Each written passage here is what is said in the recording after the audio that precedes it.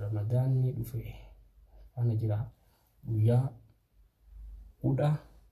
tokko nuuf guyyaa kudha tokko kana Ramadaanni nuuf fuudhaaf warra khayriidhaan argate irraa rabbi nu haa godhu. Ramadaan mubaarak isiniin jenna. Akkuma naallee garuu kanatti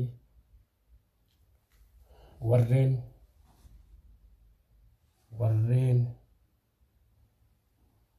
Muhammad Zikay fi Faatuma Zikay wa Adam Zikay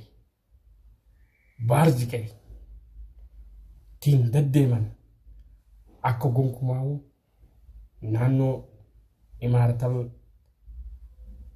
olaanee yaamtuu akka nutti hin deebine halkan yeroo malee dhufuudhaan sa'aatii 20 fi daqiiqaa 22 irratti dhufanii nu jeequudhaan hirriba keessaa nu kaasanii akka gonkumaa nutti hin deebine